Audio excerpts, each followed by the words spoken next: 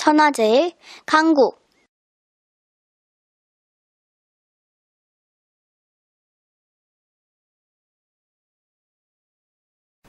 지금부터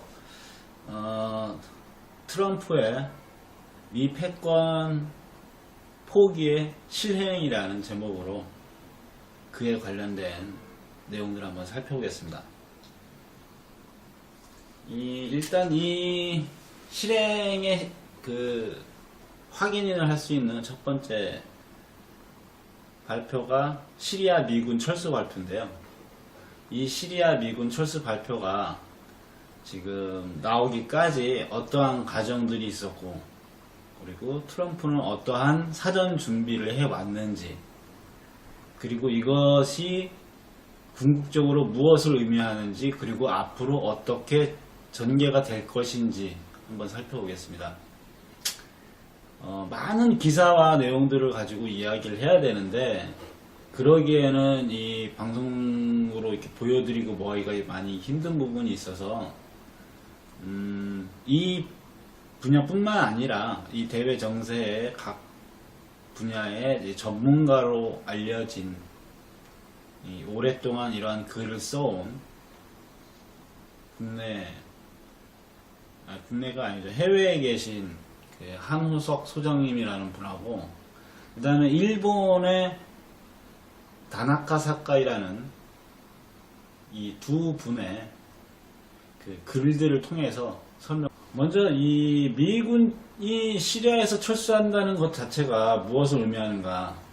이것은 이걸 먼저 보려면은 이게 이제 미 패권을 포기하는 것이다 라고 단순히 얘기하기는 좀 복잡한 부분이 많은데, 일단 워싱턴 룰이라는 걸 다시 한번 제가 언급을 할게요. 워싱턴 룰이라는 책은 앤드루 바세비치라는 미국의 장교 출신인 사람이 쓴 책입니다. 이 사람은 23년간 미 육군 장교로 복무했으며 예편 후 프린스턴 대학에서 미국 외교사로 박사학위를 받았고, 1998년부터 보스턴 대학에서 미국 외교사와 대외 정책을 가르치고 있다. 2000년대 초반까지만 해도 네오콘과 비슷한 입장이었으나 2001년 9.11 사태 이후 어떤 생각이 바뀌고 판단이 바뀌어서 많이 비판적인 그런 글을 쓰게 된 사람인데, 이 사람이 낸 책이 워싱턴 룰이라는 책입니다. 미국은 왜 전쟁을 멈추지 못하고 계속 전쟁을 해야만 하는가에 대한 역사와 배경을 쓴 글인데, 그 글에서 이제 핵심적인 내용이 뭐냐면,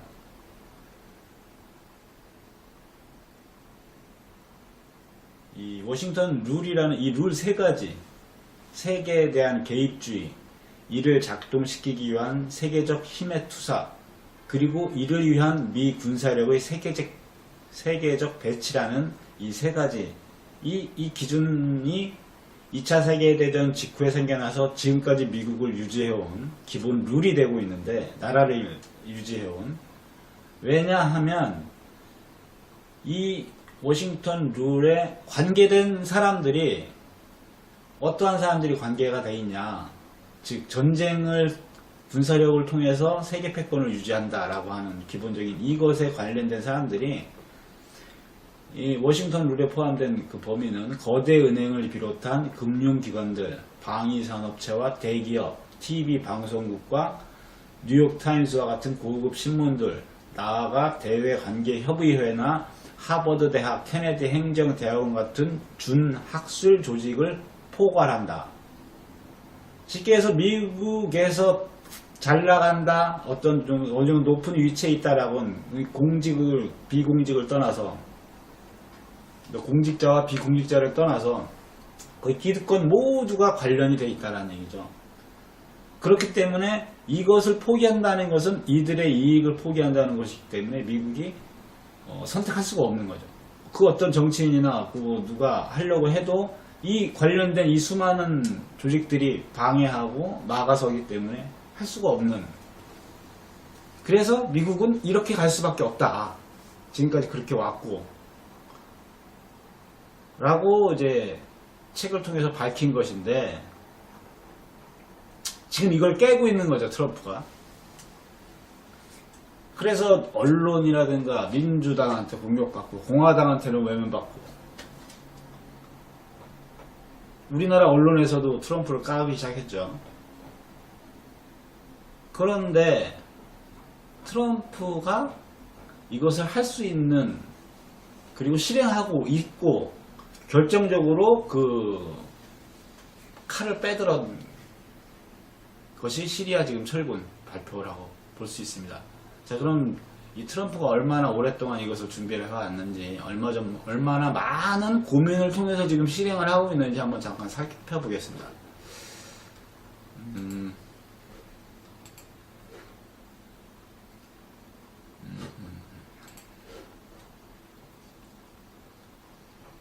자, 네이버에 전환기의 기록이라는 블로그를 운영하시는 분이 있어요. 어떤 분이신지는 저도 잘 모르겠습니다. 근데 이 분이 그 기사하고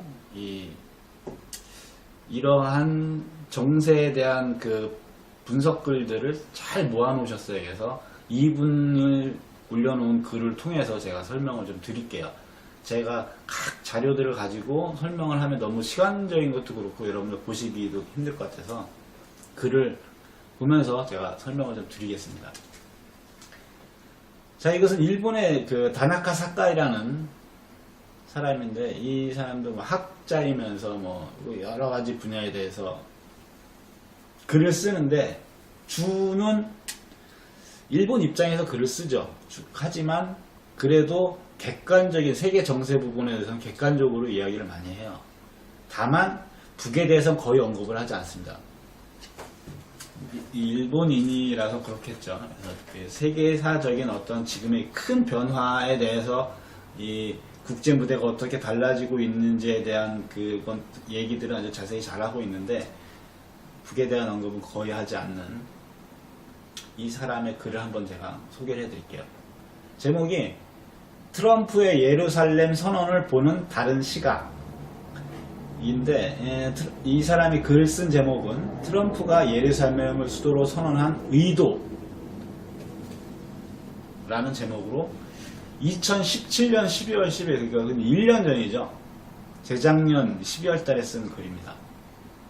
재작년 12월 달에 쓴 글이니까 이 트럼프가 예루살렘을 이스라엘의 수도로 선언한 것이 12월 6일 2017년 12월 6일 이 선언이 있고, 4일 후에 그 의도는 이런 것이 아닐까? 라고서 이제 글을 쓴 건데, 제가 봤을 땐 잘 봤다고 생각을 하고, 잘 판단을 했고, 잘 예상을 했고, 트럼프의 본심을 잘 뚫고 있다라고 보는 그런 분석글입니다. 한번 볼게요. 트럼프의 대사관 이전은 지난 10월에 트럼프가 이란 핵협정을 불승인하면서 이란 적대를 강화하는 것으로부터 시작되었다. 트럼프는 이란 적대를 강화하기 위해 이란 적대의 사우디아라비아와 이스라엘을 결탁시키는 데 필요한 팔레스타인 국가 창설을 이스라엘이 인정하도록 하려고 했다. 시리아 내전이 아사드의 승리로 끝나자 아사드를 지원했던 이란이 레바논에서 페르시아까지 광범위하게 영향력을 확대하여 사우디와 이스라엘은 위협을 느끼고 있었다. 그러니까 이란의 영향력이 중동 지역에서 확대되는 상황에서 트럼프가 이란 협정을 다시 파기하면서 이란에 대한 제재를 다시 하는 중에 이 사우디하고 이스라엘이 이 친미 국가였죠. 대표적인 친미 국가. 이 두 나라가 힘을 합쳐서 같이 대응을 해야 되는데, 그것을 만들기 위해서 이런 그 협상을 했다는 얘기죠. 트럼프의 사위 쿠슈나가 특사 자격으로 이스라엘이 양해할 수 있는 새로운 중동 평화안을 정리했는데, 이는 요르단강 서안지구에 유대인 정착촌이 만들어져서 팔레스타인의 실효적인 지배지역이 분리되었기 때문에 정착촌을 상당한 규모로 철거하지 않으면 팔레스타인은 국가의 시체를 가질 수 없다. 둘, 이스라엘이 점령한 도국 예루살렘에서 철수하지 않으면 팔레스타인이 그곳을 수도로 삼을 수가 없고 아랍 각국에 흩어져 있는 팔레스타인 난민의 귀화 문제를 처리할 수가 없다.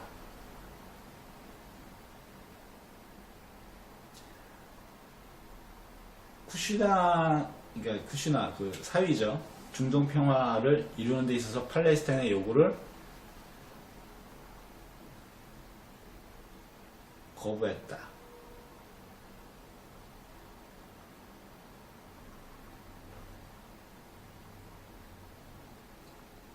내용이 너무 많으니까 줄여서 쿠시나는 이스라엘의 점령을 공식적으로 수용하라고 팔레스타인에게 요구하는 것이다.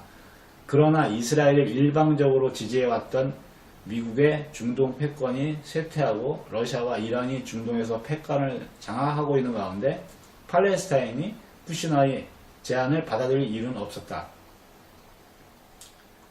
그래서 이 협의는 실패했다.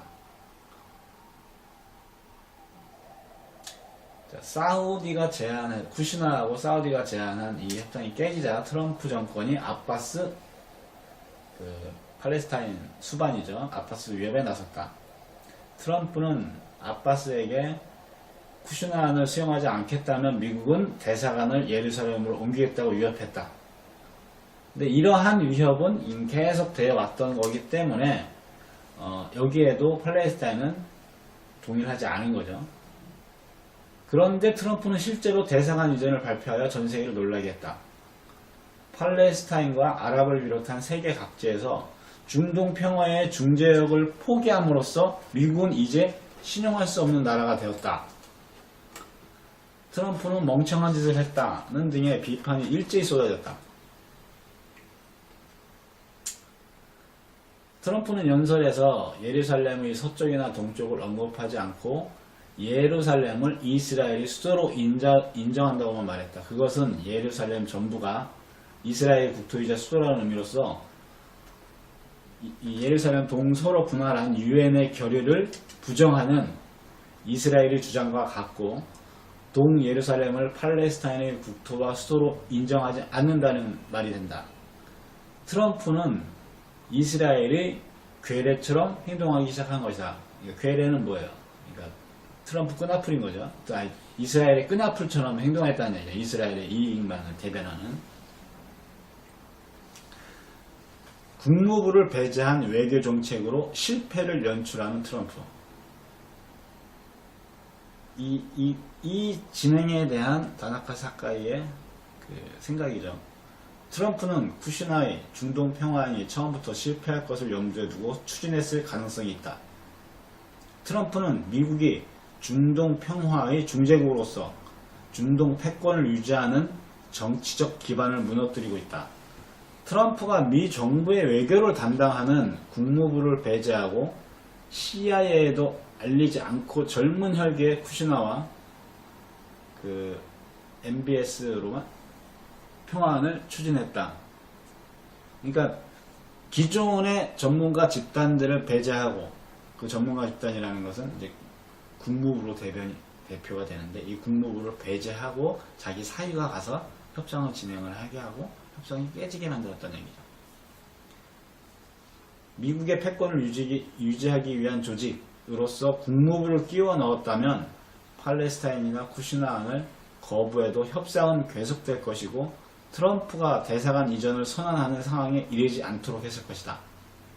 미국은 오래전부터 이스라엘에 의해 좌지우지되면서 팔레스타인의 요구를 거의 대변하지 못했지만 명분상으로는 중재국으로서의 중립성을 유지하는 것이 패권 유지에 필요했다.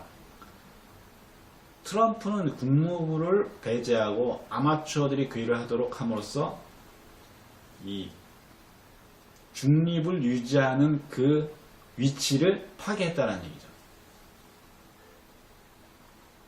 틸러슨 국무장관도 쿠시나가 하고 있었던 일에 거의 알지 못했다. 그것이 트럼프와 틸러슨의 관계를 악화시켜서 트럼프가 연초에 틸러슨을 파면시킬 것이라는 보도로 이어졌다.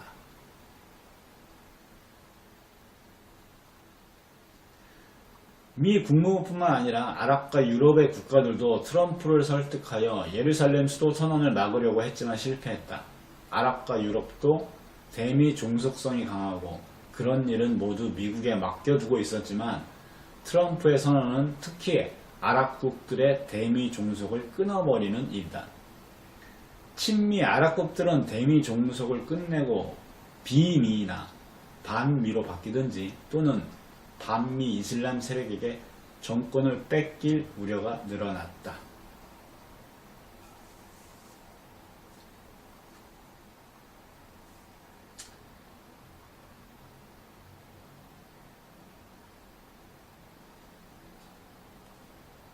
트럼프의 국제 전략은 표면과 이면을 다르게 갖고 있지만 언론은 표면만 보도한다.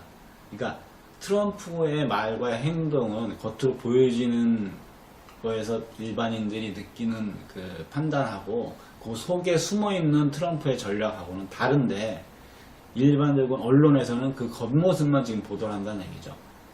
미국이 패권을 스스로 포기하려고 할 리가 없다. 트럼프 개인의 문제일 뿐이라고 생각하면서 그 이면을 읽으려고 하는 사람들은 많지 않다. 트럼프는 사람들을 호도하면서 패권 포기와 다극화를 추진하고 있는 것이다. 자, 이건 다나카 사카의 입장에서는 트럼프가 사람을 속이면, 그러니까 일반인들이나 속이면서 패권 포기하고 다극화를 추진한다는 것은 일본 입장에서는 대단히 싫은 일이죠. 왜냐면 일본이 미국 믿고서 지금 중국, 러시아, 특히나 북하고 이런 대립관계 속에서도 지금 살아남아 온 건데 트럼프의 패권 포기와 다극화는 그 얘기는 뭐냐면 일본을 버린다는 얘기거든요. 일본 너희들 스스로 살아나가라. 이제 우리는 본토로 간다. 그래서 다나카 사카이는 이걸 대단히 우려스러워하고 싫어하지만 현실은 이렇다라고 솔직하게 얘기를 하고 있는 거죠. 근데 트럼프는 사람을 호도하면서 사람을 호도한다? 근데 이 부분에 대해서는 저는 조금 다르게 생각되는 부분이 뭐냐면 어차피 주변이 다 지금 반대파들이기 때문에 그 반대파들하고의 싸움을 하면서 일반인들의 인식을 바꿔나가면서 지금 그 기득권 세력들이 가지고 있던 기득권을 지금 무너뜨려 가면서 지금 미국을 전 세계의 전쟁을 통해서 먹고 살던 나라에서 미국 자체적으로 경제를 통해서 먹고 사는 나라로 좀 바꿔야 되는 그 일을 하고 있기 때문에 트럼프 입장에서는 대단히 그 평범하지 않은 방식으로 이것을 현실화시킬 수밖에 없는 상황이라고 봅니다. 자, 이것은 그러니까 이 글을 왜 소개시켜드린 거냐면 트럼프는 이미 2017년 12월부터 지금 얘기 나오고 있는 시리아 철군, 즉 중동에서 미군을 철수하겠다라고 하는 이 결과물을 얻어내기 위해서 이미 1년 전부터 그런 사전 작업들을 해왔다는 거예요. 그만큼 보는 시각도 대단히 넓고 그리고 그 이면에 어떻게 해야 내가 이것을 이룰 수 있는가에 대한 그 정보 능력 또는 판단 능력 그리고 실행 능력 이런 게 좀 대단히 뛰어나다고 봅니다.